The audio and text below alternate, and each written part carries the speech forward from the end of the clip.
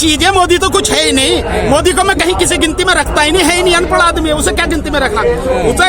उसे बाहर करेंगे सत्ता से। इस अपना मत देखो आप, हिंदू राष्ट्र न कभी था ये देश, न कभी होगा और न ये है।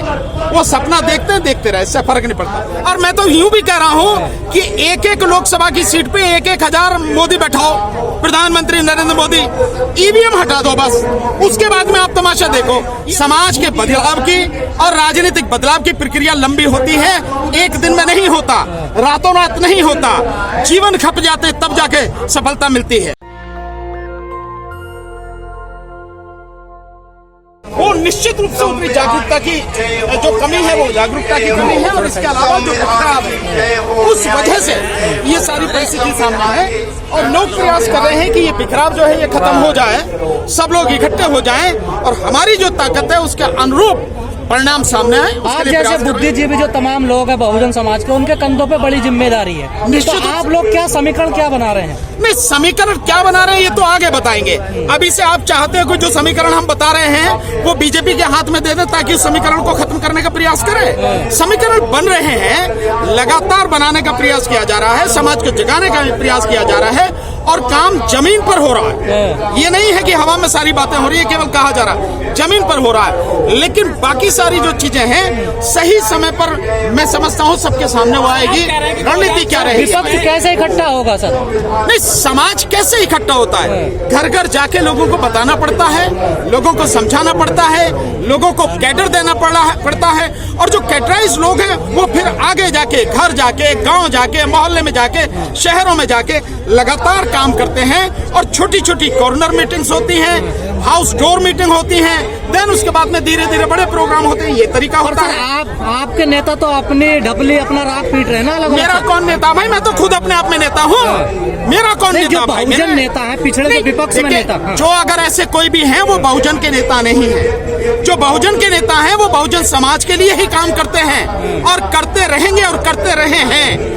जो लोग केवल अपने लिए काम करते हैं वो समाज के नेता नहीं हैं, वो स्वार्थी लोग हैं। उनके लिए केवल उन्हें किसी भी तरह से एमएलए बन जाए, एमपी बन जाए, सत्ता में शामिल हो जाए, इसके अलावा उनका कोई लेना देना नहीं है। जो नेता है वो लंबी रणनीति बना के चलते हैं और वो समाज के लिए ईमानदारी से काम करते हैं। बीजेपी की रणनीति सामने आ गई, मोदी जी 100 रैली करने वाले हैं 2024। मैं कह रहा हूँ 1,000 रैली कर लो, इसमें क्या फर्क पड़ता है। और मैं तो यूं भी कह रहा हूं कि एक एक लोकसभा की सीट पे 1,000 मोदी बैठाओ, प्रधानमंत्री नरेंद्र मोदी, ईवीएम हटा दो बस। उसके बाद में आप तमाशा देखो, ये बैलेट पेपर से चुनाव करा दो। अगर एक सीट पे 1,000 मोदी बैठ के भी अगर जिता ले जाएं, हमेशा के लिए राजनीति छोड़ देंगे, 50 से ज्यादा सीट नहीं आएंगे बीजेपी की। तो ये सब कुछ ईवीएम के माध्यम से हो रहा है। आपको लगता है ईवीएम से जीत रही है बीजेपी? 100% लग क्या रहा है, मैं इसको पूरी तरह से जानता हूँ, सबूत है इसके तो। और लगातार हम ये सबूत, ये सारी बातें लोगों के सामने रख रहे हैं, लोगों को बता रहे हैं और किसी के पास हमारी उस बात के जवाब नहीं है। और लगातार ये सब चीज हो रही है। और प्रधानमंत्री मोदी भी इस बात को देख रहे हैं कि ईवीएम के विषय में कौन बोल रहा है, कौन लड़ाई कर रहा है, कहां तक चल रही है लड़ाई। इसलिए अभी देखा 3 राज्यों के चुनाव के बाद ईवीएम की बात प्रधानमंत्री ने करी। अगर ईवीएम से नहीं जीतते उन्हें कहने की क्या जरूरत है। इसका मतलब ये है कि वो लगातार बात कर रहे हैं कि कौन इस पर लड़ रहा है, क्योंकि असली जड़ वही है। जिस दिन ईवीएम हटी उसी दिन मोदी सत्ता साहब। नहीं, आप लोग हारने के बाद ईवीएम पे ठीकरा फोड़ते हैं ना, इसलिए मोदी जी कह रहे हैं। देखिए भाई, आप कहते हो हारने के बाद, हम तो हारने से पहले भी कह रहे थे, हम लड़ने से पहले भी कह रहे थे, लड़ने के बाद भी कह रहे हैं। और जब तक ईवीएम को हटा नहीं देंगे तब तक लगातार कहते रहेंगे और लड़ते रहेंगे। तो सर ऐसे हराओगे मोदी को जैसे आज ये प्रोग्राम हो रहा है सर? कैसे बढ़िया प्रोग्राम हो रहा है, क्या दिक्कत है इसमें? प्रोग्राम लोग कहाँ है सर? कहाँ है लोग?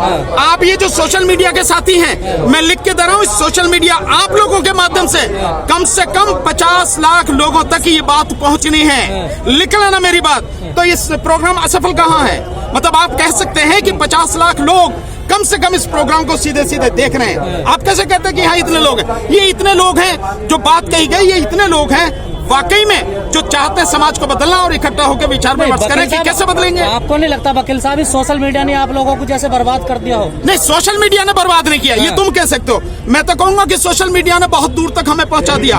उस जगह तक सोशल मीडिया ने पहुंचा दिया जहां हम शायद पहुंच नहीं सकते थे, जहां हमें रोकने लगातार रोका जा रहा। लेकिन आप लोगों का धन्यवाद, आप लोगों ने पहुंचा दिया और देश के कोने कोने तक ये आवाज पहुंच रही है। और आप सब भी इस बात को जानते हो कि आपकी बदौलत हम लोगों तक पहुंचे हैं, हमारी बात पहुंची है, हमारा आंदोलन पहुंचा है, हमारी लड़ाई लोगों तक जो पहुंची है उसके जिम्मेदार आप लोग हैं, और धन्यवाद इस बात के लिए आपको। पर चुनावों में नतीजे तो नहीं आते ना सर। आज नहीं तो कल आएंगे, इससे फर्क नहीं पड़ता कि माना एक दो चुनाव आप हार गए तो बाकी सारे चुनाव हार जाओगे, निश्चित रूप से आएंगे पर। और ये प्रक्रिया लंबी है, समाज के बदलाव की और राजनीतिक बदलाव की प्रक्रिया लंबी होती है, एक दिन में नहीं होता, रातों रात नहीं होता, जीवन खप जाते तब जाके सफलता मिलती है।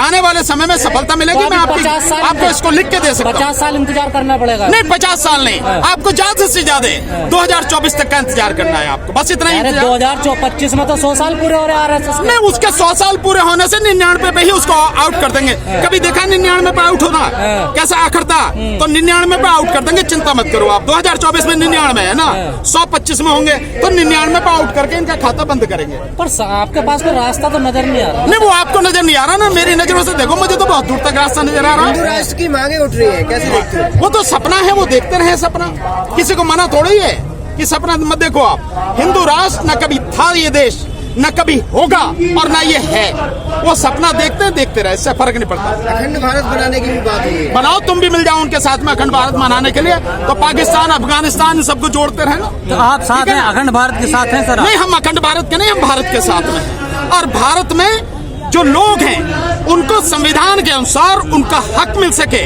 उनके अधिकार मिल सके, उनको शिक्षा मिल सके, उनको रोजगार मिल सके, उनको हेल्थ सर्विसेज मिल सके, लोगों को सुरक्षा मिल सके, देश में लोगों को न्याय मिल सके, महिलाएं हों, किसान हों, मजदूर हों, हम उसके लिए काम कर रहे हैं। हमारा ये है। बहुजनों की पूरी तैयारी है 24 की सर? पूरी तरह से तैयारी, इसमें कहाँ तुम्हें शक नजर आ रहा है कहीं भी? भानु प्रताप कहाँ से चुनाव लड़ रहे हैं? ये अलग बात है, बता देंगे आपको कि हम कहाँ से चुनाव लड़ेंगे, थोड़ा धैर्य रखो आप, बताएंगे। सबसे पहले सोशल मीडिया को बताएंगे हम कहाँ से चुनाव लड़ेंगे। तैयारी है क्या इस बार? पूरी पक्की तैयारी, और केवल चुनाव लड़ने की नहीं है, लोकसभा में पहुंचने की तैयारी है, लोकसभा में बैठेंगे इसकी तैयारी। तो राज्यसभा से या फिर लोकसभा? लोकसभा राज्यसभा में अंतर नहीं जानते, लोकसभा से तैयारी है, लोकसभा में बैठेंगे भाई।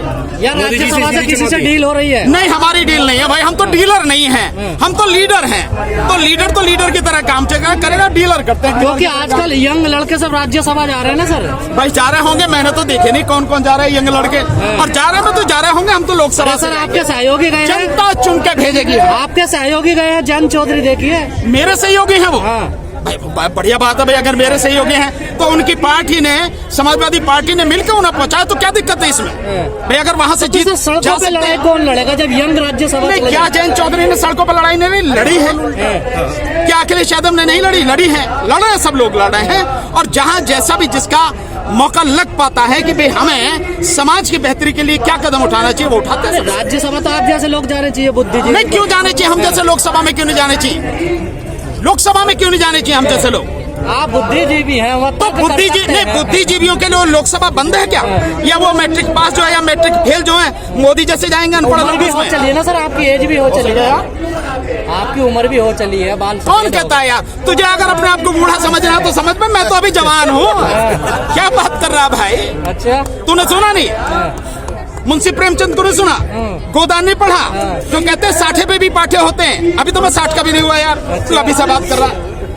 तो मोदी जी से भी अभी कम है आप इसका? नहीं, मोदी क्या चीज है? मोदी तो कुछ है ही नहीं। मोदी को मैं कहीं किसी गिनती में रखता ही नहीं, है ही नहीं, अनपढ़ आदमी है, उसे क्या गिनती में रखा?